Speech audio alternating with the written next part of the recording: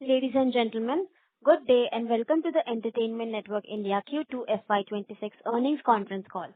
As a reminder, all participant lines will be in the listen-only mode, and there will be an opportunity for you to ask questions after the presentation concludes. Should you need assistance during this conference call, please signal an operator by pressing star, then zero on a touch-tone phone. I now hand the conference over to Ms. Neha. Thank you, and over to you, ma'am. A warm welcome to all the participants to the Entertainment Network India Limited Q2 FY26 earnings call. The investor presentation and the financial results are available on the company website and on the stock exchanges. Please note, anything said on this call which reflects our outlook for the future or which can be construed as a forward-looking statement must be viewed in conjunction with the risk that the company faces. This conference call is being recorded, and the transcript along with the audio of the same will be made available on the website of the company as well as on the exchanges. Please also note that the audio of the conference call is a copyright material of Entertainment Network India Limited, and it cannot be copied, rebroadcasted or attributed in press or media without specific and written consent of the company. To give you a brief business update and to take you through the results, from the management team we have Mr. Yatish Mehrishi, Chief Executive Officer, and Mr. Sanjay Balag, Chief Financial Officer. I would now request Mr. Yatish to provide you with a brief update on the quarter. Over to you, sir. Thank you, Sneha. Good afternoon, everyone. On behalf of ENIL, I extend a very warm welcome to all participants joining us for our Q2 FY26 earnings call. We announced our results on 4th of November, and I hope you had a chance to go through them. I'll take this opportunity to walk you through the key highlights of the quarter and provide some context around our performance. During the quarter, we recorded domestic revenues of rupees 135.4 crores, reflecting a robust year-on-year growth of 23.7%. This strong performance was led by continued momentum in our non-FCT and digital business, which grew 42.2% and an impressive 149.5% respectively on year-on-year basis. Our EBITDA excluding digital stood at rupees 20 crores, translating into an EBITDA margin of 19.3%. Our international business also performed well, delivering revenue of rupees 5.9 crores, up 35% year-on-year. The company continues to maintain a robust balance sheet with a cash balance of rupees 344.7 crores as on 30th September 2025. Let me turn your attention to the segment performance. To start with the radio segment. The radio advertising segment continued facing headwinds during the quarter, mirroring the overall slowdown in the media industry. Advertiser sentiments remained muted, with several brands opting to defer campaigns ahead of anticipated GST benefits and the geopolitical uncertainty, leading to a slowdown in the media ad sales business. Despite this, we relatively remain better positioned than our peers, maintaining a healthy 25% volume share in the radio market. Notably, our diversified portfolio once again showcased its strength with robust growth in digital events and solution business, more than offsetting the softness in the radio advertising business. This highlights the success of our platform-agnostic strategy and reinforces the resilience of our business model in a rapidly evolving media landscape. We stay cautiously optimistic about the coming quarters and expect the radio business to deliver single-digit growth in the coming quarters. Moving to our non-FCT segment, revenue stood at rupees 34.5 crores, a robust growth of 42.2% year-on-year. Our events and IP business grew a handsome 101.1%, continuing with our stellar growth in the previous quarters. Now let me take you through the digital business. Our digital business continued its exceptional growth trajectory this quarter. Revenue stood at rupees 31.5 crores, marking another strong performance. Digital now contributes nearly 33% of our existing traditional business, a substantial increase from 15.9% in the same quarter last year, reflecting a rapid scale-up of this vertical. This impressive performance was driven by an expanding user base and higher engagement levels on the Gaana platform, where we constantly continue to strengthen its content offerings and enhance user experience. What's encouraging is that this growth has been achieved with greater operational efficiency. Our investment in digital business has reduced to rupees 9.8 crores from 12.9 crores in Q2 FY25, demonstrating improved cost discipline and a clear focus on sustainable, profitable growth. Overall, our digital strategy is firmly on track. The combination of content innovation, audience engagement, and disciplined execution is helping us unlock new business opportunities and further reinforce our leadership in the digital audio and entertainment space. With that, I would like to hand over the call to the moderator for the Q&A sessions. Thank you. Thank you very much. We will now begin with the question and answer session. Anyone who wishes to ask a question may press star and one on their touchtone telephone. If you wish to remove yourself from the question queue, you may press star and two. Participants are requested to use handsets while asking a question. Ladies and gentlemen, we will wait for a moment while the question queue assembles. The first question is from the line of Disha Shah, who is an individual investor. Please go ahead. Hello. Yes, ma'am. Hello, am I audible? Yes, ma'am. Good afternoon, sir, and congratulations on a good result. Sir, I have few questions regarding the revenue split. My first question would be, is the management targeting any specific revenue mix as far as radio, digital, and solutions are concerned? Thank you, Disha. No, the way we look at it is the whole idea we have been telling in the previous quarters also that we would want almost digital and non-digital business or radio and non-radio business to be at a 50-50 over a couple of years. That's what we look at our overall aim. Okay. So my next question would be, since digital media is improving and we could see the growth, are the management having any capex plan or investment plans for this platform? So right now, the way we are in terms of Ghana, we don't have any capex requirement. So from that point of view, on the digital side, we are covered on the capex front. So we don't require anything immediate on our digital business as of now. Okay, sir. That's it from my side, and thank you so much. Thank you, Disha. Thank you. I repeat, you may press star and one to ask a question. The next question is from the line of Hari Kumar, who is an individual investor. Please go ahead. Good morning. 1 minute. Good Good morning, ma'am. Am I audible? Am I audible, sir? Yes. Okay, sir. My question, sir, basically one regarding this production expenses, they have grown up stupendously. And the second question, sir, this depreciation and amortization, when can we expect them to come down to a normal rate, sir? Those are my two questions, sir. Just give me one thing. I'll ask Sanjay to answer this. The production expense, you want the explanation for that, or you want to know what the production expenses is, sir? No, not specifically, but what is the major reason for the going up disproportionately, sir? Okay. So production expense, I thought you were asking for depreciation. The production expense is a function of our content in Ghana and also the events business. Since you have realized our event business, IP business has grown 101%, in line with that, our production expense also gone up. So it's a variable component. It's a variable component, not a fixed component. As the business increases, that proportion will also increase. Okay. Did we see any proportionate increase in profitability, sir? Yes. Yes. Yeah. Okay. And this amortization, when can we expect them to come down, sir? Depreciation and amortization? Okay, so the depreciation amortization portion is coming down categorically, but the point here is that as you understand the components of the amortization, it will not be like, sliding on a sliding down scale. It will remain same till the end of the license period. So that is the answer. And other than amortization, the normal depreciation is hardly anything for E&L. So not much impact we are forcing on that as well. This pertains to intangibles, sir? This depreciation pertains to intangibles? No, this depreciation is pertaining to intangible. Yes. Okay, sir. Thank you. Thank you. Thank you. The next question is from the line of Amrit Raj from Minerva Asset Advisors. Please go ahead. Hi, sir. Thanks a lot for the opportunity. Can you please break down your digital business a bit more? As in, like, how much each piece within that actually contributes, and what are their growth trajectories and kind of profitability?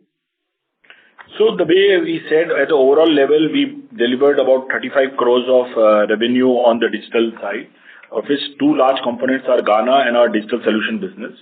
Ghana delivered almost 20.54 crores of revenue, while the digital solution business delivered 10.94 crores of revenue.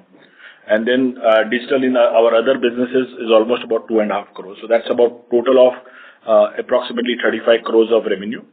And as we said, our Ghana business where we invest is in going down quarter on quarter, where we have invested this year almost about 9.5 to 10 crores. Okay. And what about profitability on digital solutions part? That's a profitable business. It's an EBITDA accretive business on that part. Like how much can you tell me, please? So it's about a 10 to 12% margin business on that, what we look at it. Okay. Yeah. Okay. Thanks a lot. Thank you. Thank you. The next question is from the line of Naveen from iThought PMS. Please go ahead. Am I audible? Yes. Yes, sir. Yeah. So, two questions. One is regarding the press release. There was a comment that said digital segment accounts for 52.5% of NS core radio advertising revenue. So I just wanted some clarification regarding this. So, obviously the digital business is not a part of the core radio. So are we just saying when numerically it comes out to 52.5%, or am I understanding something wrong here? So I'll tell you the way we look at this business, Naveen, is if you look at our traditional radio business, so there are three segments of our business, the way we constitute our company. There is traditional radio FCT business, then there is a media solution business, which includes IPA and media solutions, and then there is a digital business. So these are the three pillars of ENIL. So when we said 52%, the digital contribution to the radio, digital percentage to the radio percentage is about 52%. So radio is now digital is almost half of our radio business. So which shows how we have moved from being just a radio company to a multimedia company moving towards digital, which is in line with the way media industry is getting impacted and driven by the digital growth. Got it. So it's like just a salience to the top. Yes.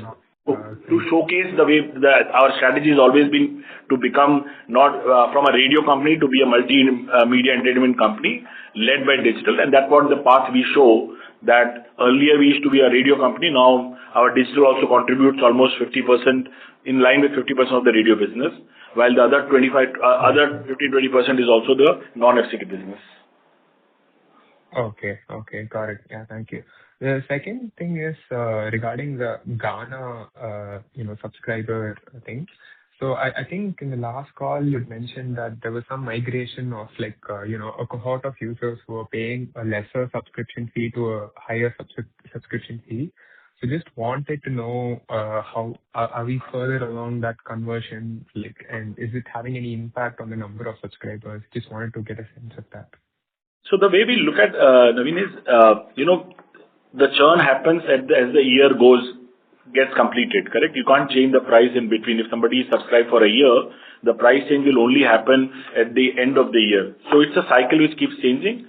As new consumer keeps coming at the newer price, the old consumer either churn out or get into a newer price, or sometimes they continue with the same price also, depending on the offer we're running in. So it's a mix of old and a new price. To give you comfort, our percentage of newer price or the higher price keeps increasing. So from earlier, we are sub 50%, now we are almost touching 60% of the higher price business or a gross margin profitable business. Got it. Yeah. Thanks a lot. Yeah. Thank you, Naveen. Thank you. I repeat, you may press star and 1 to ask a question. The next question is on the line of Khushi Sen, who is an individual investor. Please go ahead. Hi everybody, am I audible? Yes. Yeah. So I just wanted to check that the Ghana revenue that you just disclosed, is it for the quarter? Yes. And what is that number, if you could repeat it again? 20.54, almost double of the last year revenue. Okay, right. Also, I wanted to know about what is the inventory utilization for this quarter? So inventory utilization has gone up by about 3 odd percent. 3%. It's gone up by 3%. At a percentage level, we are about 76%. All right. And the volume growth, I wanted to ask that. So that what I said, volume growth has gone up by about 3%. Capacity utilization is at 76%. Okay, this is for the quarter, right? Yes, ma'am. And what is it for year on year? No, this side I said year on year only, like this quarter against last year, last year quarter 2. All right. And my last question is, what is the effective rate growth quarterly and year on year? It's almost flattish. There is some bit of channel mix and client mix change, but otherwise overall it's almost flattish. All right, okay. That's all from my side. Thank you. Thank you, Khushi. Thank you. I repeat, you may press star and 1 to ask a question.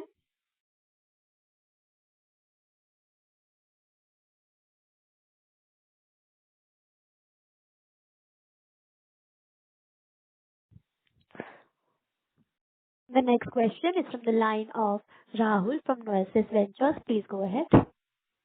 Yeah. Hi, Mr. Yatish. Congrats for your results and your efforts for the diversification in the company. Thank you, Rahul. Digital space. Yeah. So I'm an individual investor and just wanted to ask you a few questions.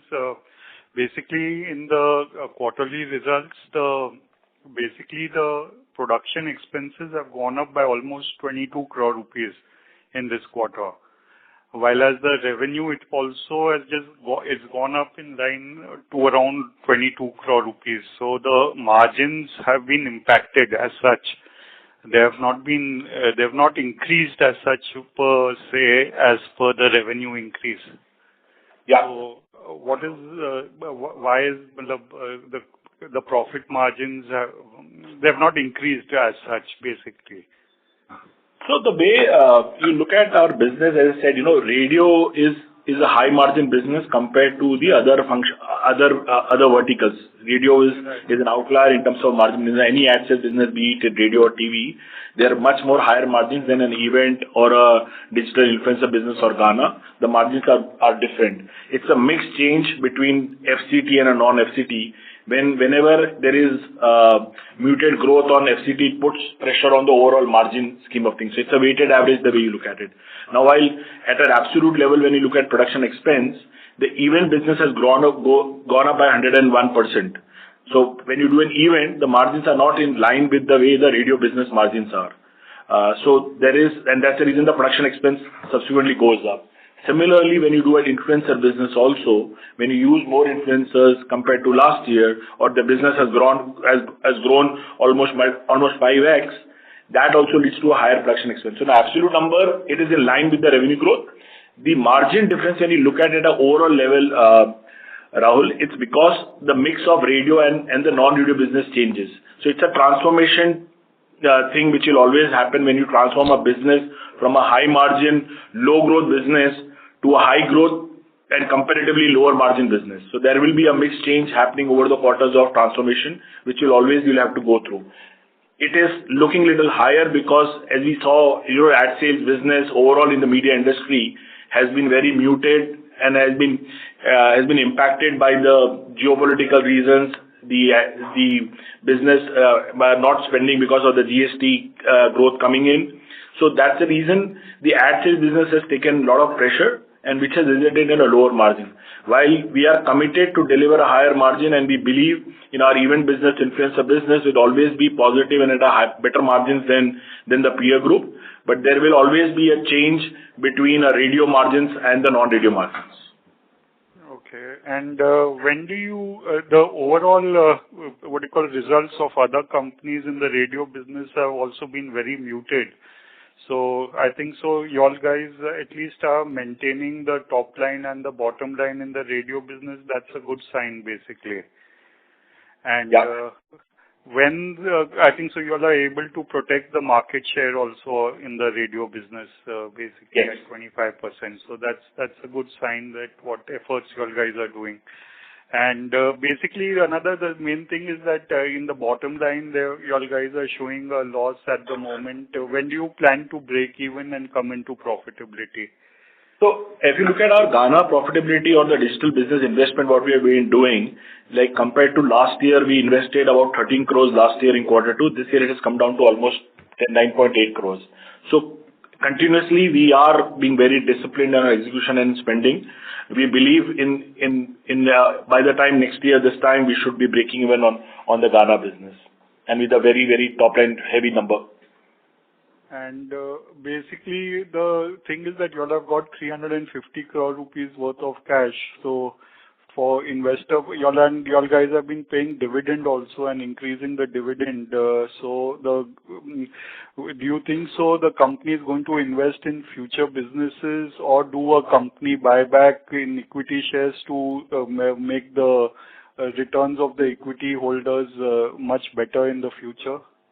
So that's always been the intent, Rahul. The whole idea is, we keep evaluating the businesses which are there in the market, new age business, while we transforming ourselves as a company. Our digital business has grown so much. So we keep evaluating cases in the market, companies in the market. If there's a strategic fit and a profitable business which we can build on, we will surely look into it. We have, as you rightly said, we have been very consistent with giving out dividend, and it's been increasing over years also. Even in COVID period, we've been very, very clear of giving dividends. So that's the way we look at it. The whole intent and ambition remains that delivering the better value for our shareholders. Media is right now in a flux or dynamic situation. So you have to be very careful in terms of evaluating the right companies, the right fit for us, where there is a strategic fit also to the company which can lead us to a next level of growth. While we are very confident of our digital efforts right now in the same direction, but we'll keep evaluating the right companies. Okay, thanks. Can you talk a little bit more on the Ghana competitors? Like you said last time that 3 of them have closed down, and how the other people, how they are faring compared to Ghana? So the way we look at it is, we believe we are a strong number 2 in the paid subscription business because we don't offer free service. While there is free available on Spotify and Amazon and JioSaavn, we are our only premium paid service in the country right now. In the landscape right now, a lot of push has been done to drive paid subscription. I think the music industry, music labels, if you speak to, also believe the music industry growth can only happen through subscription and not through free service. The free advertising-led model for free subscription is not going to work. That everybody believes. And we believe our competition also is driving towards subscription. The subscription numbers are growing. It's growing at a pace than what we would expect, but it's consistently growing. That's a good sign. Even numbers for Spotify, JioSaavn, everybody is focusing on that, and we believe sooner or later we will see some better growth numbers on subscriber numbers. India is a value for money market. It takes time for people to pay for something which has been available for free. As I always been saying, it's a behavioral change rather than a price issue. So as people look into it and see value in the product, they will pay for it. It doesn't cost much for as a spend when you look at the way people are spending money on music concerts. A music service surely looks at an economical rate. It is a great proposition. It's as long as we deliver a right value for the consumer and the right experience, they will give it. So that's the way we look at the business. The numbers are encouraging. It keep growing. The entire industry believes in subscription now. We have seen some bit of action on subscription pricing also from competition, which I believe is a good sign for the industry. So the way we look at is to build the cake rather than just take a share of the cake, is to build the subscriber numbers as a industry will only help the industry. Chalo, great. All the best for the future, and please do well. Yeah, thank you. Thank you very much. Thank you. The next question is from the line of Anand Shrigaonkar from Newport Capital. Please go ahead. Hi, Anand here. Can you hear me? Yes, thanks, Anand. Yes. Hi, Yatish. Thank you for a good set of numbers. I just had a few basic questions. Last quarter, your radio business was about 58% of revenue, if I remember. So what has the move been in this quarter, and how is it looking, the shift from this 58% for radio versus non-radio composition of revenue? Give me 1 sec. Give me 1 second. Yeah.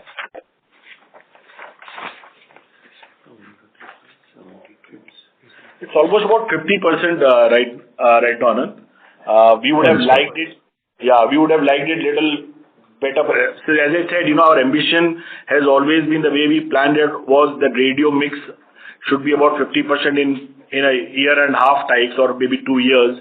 It's falling little faster because of the muted advertising market, because that puts pressure on the margin, which I was explaining in the previous question, that the radio contributes a higher margin compared to the non-radio business. So there is a mix of 50% is by design also, but it's fallen a little higher than what our comfort would be. We would have liked at least few percentage points of radio growth rather than a muted single-digit growth on radio side of the business. Understood. And do you have any thoughts on how this number may look, say, 1 year down the line or 2 years down the line?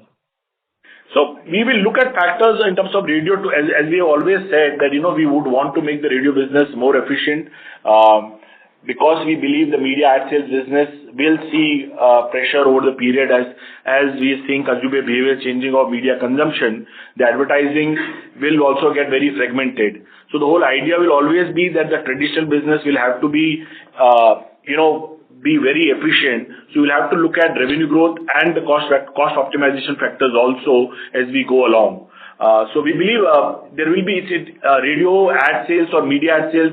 I don't think it will be a double-digit growth. It will always be a single-digit, mid-single-digit growth as we go on. We believe the next 2 quarters should also be in the same line, because there will be some base effect coming in from last year. Plus, we saw some green shoots of the GST impact. But let's see how it pans out for all companies. As you know, media always lags all companies' results, because if companies do well, they will spend more on marketing. If they spend more on marketing, the media companies do well. So overall economy, overall geopolitical situation will also play a role.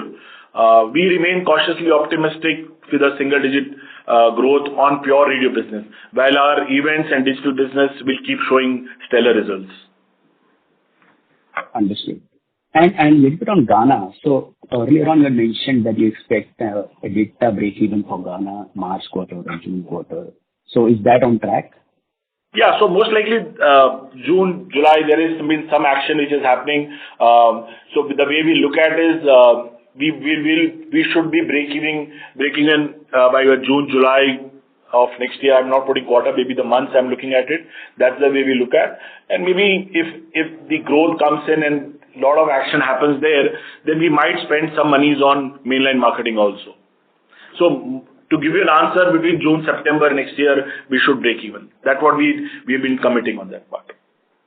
Correct. Understand. And to the previous question, you had mentioned about how even the industry wants to shift towards subscription. So can you give more color on, what is happening from the industry point of view? How are the other players trying to push customers towards subscription? Do you have any data points on pricing, or are they giving pain to the customers so that they find value in subscribing rather than going for the ad business, music ad? So the way you look at, the music streaming, YouTube used to be one big consumption player, though now with connected TV happening, on YouTube, the music consumption has gone lower than what it used to be. And you see now a lot of ads coming on YouTube, so it's not a great experience. So that's the reason people move to streaming side. Even on Spotify, when you look at a paid consumer and a free consumer is not allowed to download certain set of music. He can't skip music beyond certain levels. And then there are unnecessary ads which are coming in. They don't get ad business, and that's what I've been always saying. The free model with supported with ad will not survive. And we see in Spotify also not many ads come in, but they keep playing their own ads, which disturbs the overall experience of a consumer. So they have been pushing subscription by limiting the features for a free consumer. Also recently, which is not for quarter two, but in quarter three, they reduced price for a new consumer to drive subscription because they also believe in. In fact, as I speak, that price was about 499 10 days back for a new consumer, which came down to 399 for a week, which is a limited time offer till 12th November. So it shows that they also believe that with our growth also, and sometimes I would want to believe, I don't know I'm right or wrong, when a large consumer or a big company drops prices lower to our number, it means there is a subscriber growth happening. They also believe in the subscription economy. Similar thing happened with Savan. We believe in Amazon Music over a period of time will also look at delinking from an Amazon Prime customer. So the overall landscape, I believe, will move towards this. If you speak to any of the music industry veterans, be it Saregama, Tips or T-Series, they also believe the way the music business has to go is through subscription. It will never be free funded by advertising. Even in past, as I've always spoken, people have spent money on music. People have bought CDs, people have bought cassettes. It's just that for a short time or a few years, free music got streamed, the habits got changed. But as people have always believed, music plays a massive role while you're studying, while you go for a walk, while you're doing a morning course. It will always drive. So that's the value it gives in the life. And the money is not very big. It's a behavior change will happen. And I'm very confident about it that sooner or later it will change and the numbers will show up. So right now, in a year and a half, from last year, it was about 5 million subscribers there, then moved to 10. We believe as of today, there are about 15 to 16 million paying subscribers in India. I hope I answered under that. Yes, understood. And can you also throw some light on how events business is looking for you?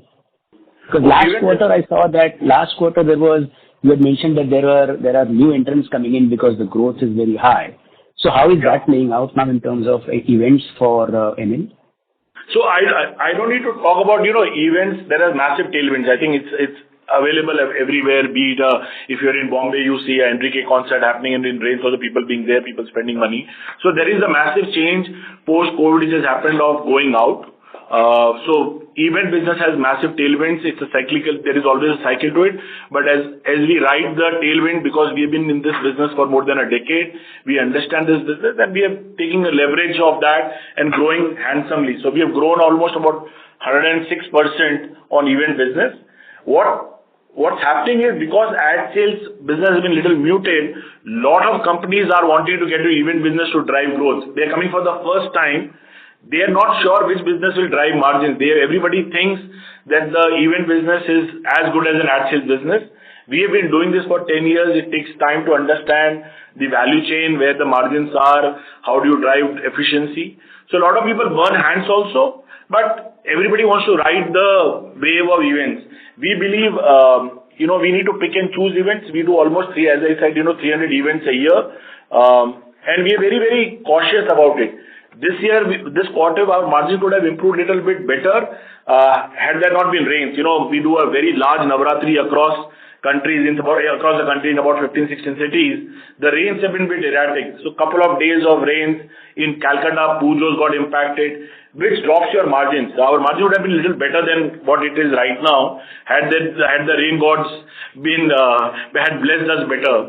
But that you can't beat it. That's not a controllable. Our controllables are that we believe in running a more efficient and a margin-focused company. Yes, the margins of events will never be like radio, but we believe this growth will continue, not 100% quarter on quarter, but we see a lot of tailwinds going forward for the next 2-3 years, and we are geared up for that business.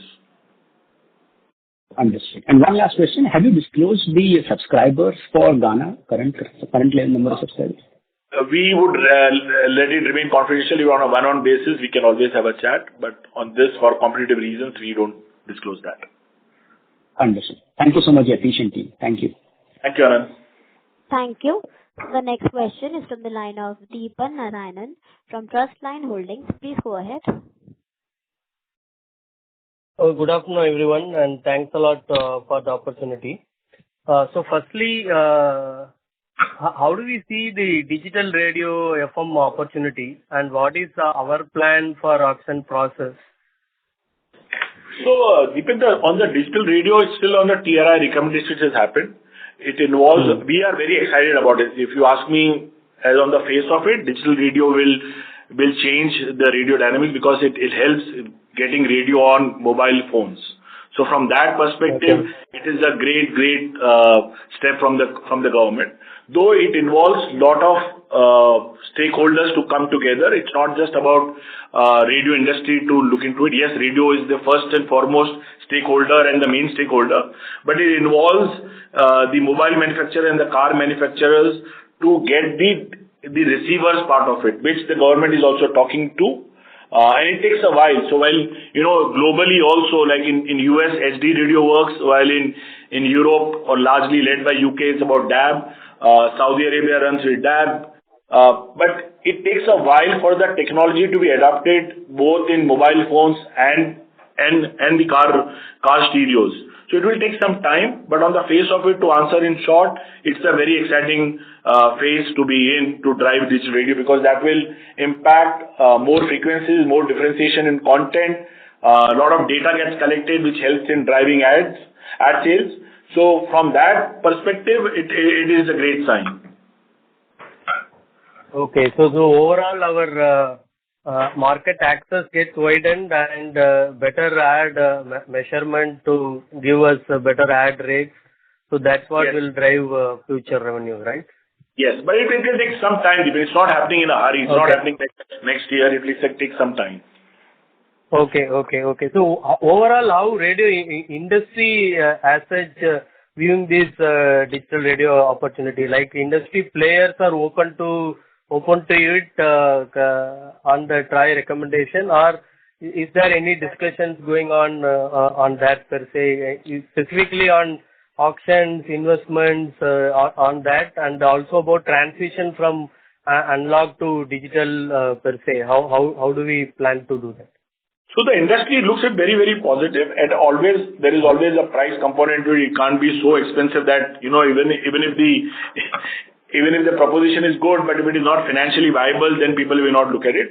But as I said, on the whole, as a digital thing, it is great.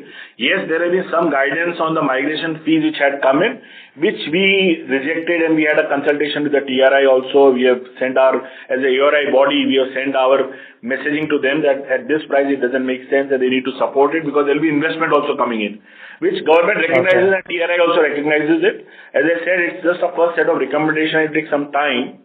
And anyways, the next set of auctions can only happen in 2030 when the first renewal happens. So there's still some time available on that for consultation. But it's the right step to move from analog to digital, is the right step for the radio business from a radio perspective. So till this digital gets established, so there will be some transition phase where the analog will be still continued, and then slowly the migration process will be slower process, right? Because we'll have to still get the user base also has to be developed in the digital arena. Yeah, so the way we've been discussing the government and what even TRI recommends is, it's in the first phase, only 13 cities they are looking at digital. The rest is all analog. And even in the same cities, it will be both continuing. It will be over a period of time, there will be a sunset to the traditional or the traditional thing. The digital radio will take, as I said, it's a long transition. It's not happening tomorrow or in a year or 2 years. Okay, sure. Thanks a lot. All the best. Thank you, Deepan. Thank you. Thank you. The next question is from the line of Gaurav Agrawal from 91 Capital. Please go ahead. Hi, sir. Thank you for the opportunity. Thanks, Gaurav. Sir, first of all, this 141 crore revenue, can you just give me a broad breakup? I know you have given in the presentation, but a slightly confusing one. So how much is coming from radio, how much is from Ghana, and how much is from IP events, right? So the way, as I'll tell you, we divide generally in three verticals. The radio is almost about 70 crores, while our media solution business is about 35 crores. The digital business is almost about 32 crores. And the international business is about 5.5 crores. The total is about 141 crores. Okay, so what is the second one, media? What exactly do we do in media? So media solutions, I said, it's about IP business, and also we do multimedia solutions for our clients. So these are the two businesses which we put in part of media solutions. Right. So existing will include radio as well as media. Then digital will include Ghana and this. And influencer and digital solution business. And events go where? Event goes part of media solutions. So the 35 crores includes the event business also. And how large would that be, sir, event? Event would be about 20 odd crores in the 35 crores. In the 35 years, right. And when you say events, these are like what, like NGK sort of an event or like small Navratra events? What kind of events do we do? So it's a mix of, we do managed events. So ranging from doing concerts to food festival to Navratris to marathons to corporate activations, RW activations, small activations, school activation programs. So it's a plethora of activities. In a year, we do almost about 300 events, precisely because we are present in 63 markets with teams across the board, and that's what places us in the best place in media companies with such a massive presence across the India market. So the yearly revenue will be like 80-90 crore for the events. Would that be a good estimate to have? So last year we did about 75 odd crores. I think it will be much more than that. We generally don't give any guidance. What kind of margin does it make, EBITDA margins? I would reserve that. It's a healthy margin. Generally, event businesses we outlive the overall general margins in event business, which ranges from concerts. Generally, people say it ranges in single digits. Events are in about 10 to 15%. But because we do manage events, when I say management, which is sponsorship led and ticketing, we generally deliver about 20 odd %. Okay. And sir, so Ghana, I think last quarter also you said once it crosses the 150 crore revenue run rate annual basis, then it is a break-even, right? At that stage, it will be actually break-even level.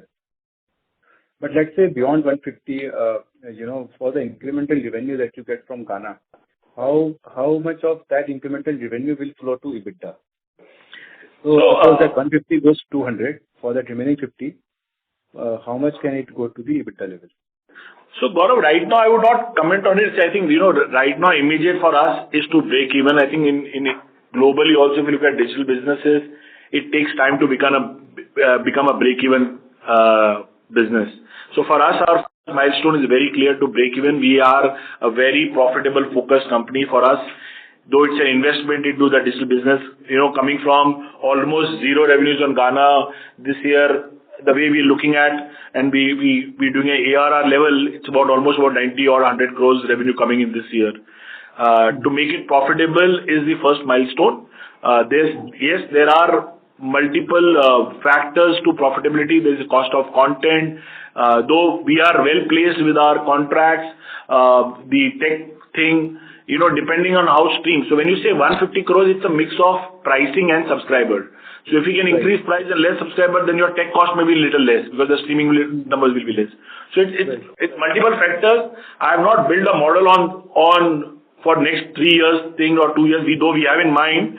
But right now, the immediate objective for us is to get it into break even. I think that would be a major landmark in a digital business per se to look at. And we have a path to profitability on that. So as we build towards breaking even, we will start looking at and sharing, how we look at the margins on the event business also. On the Ghana business also. Great. And sir, I assume Ghana is 100% Indian, right? We don't have the app outside India. No, so we have international presence. We present about 170 countries. We have not focused so much on international business, which we want to do. Right. As we said, we've got a year and a half. But there is presence for sure. In our subscribers, there is some percentage coming from international also. And it comes at a better rate also because internationally subscription economy is much better in US than in India. Right. We need to focus on those markets. That's our plan also going forward. And so just last question, qualitatively, not looking for any numbers. So in terms of paying subscribers for Ghana, what kind of growth have you seen on a quarter-to-quarter basis? So we all only have paying subscribers. I would limit that, Gaurav, maybe often I'll share that. Generally, we don't share subscriber numbers I'm just looking for a growth, 10% growth. It's a decent growth. I'm saying it's a decent growth to look at it. Right. Sure. Thank you so much. Thank you, Arun. Thank you. The next question is from the line of Hari Kumar, who is an individual investor. Please go ahead. Just one follow-up question, sir. Am I audible, ma'am? Yes, Hari. Yeah, we are expecting a positive change in the government policy towards the radio sector since 2 years. What has happened on that, sir? So yes, we have been doing consultations. Government is looking into it, and we believe sooner or later there will be some reforms coming in on the radio industry side, which could be beneficial to the industry. Okay. Yes, sir. Any tentative date, sir? With government, I think you're asking me, it's beyond my pay grade, Hari, to answer on government behalf. Yeah, yes, sir. We have been waiting for 2 years, approximately. Yes, sir. Thank you, Hari. Okay, thank you. Thank you. We will take that as the last question for today. I now hand the conference over to the management for closing comments. Thank you, ladies and gentlemen. It's a pleasure to have you all. We remain committed to driving profitable growth for all stakeholders. Thank you once again for joining this call, and in advance, wish you a very happy new year, and see you in the quarterly earnings call. Thank you very much. On behalf of Entertainment Network India, that concludes this conference. Thank you for joining us, and you may now disconnect your line.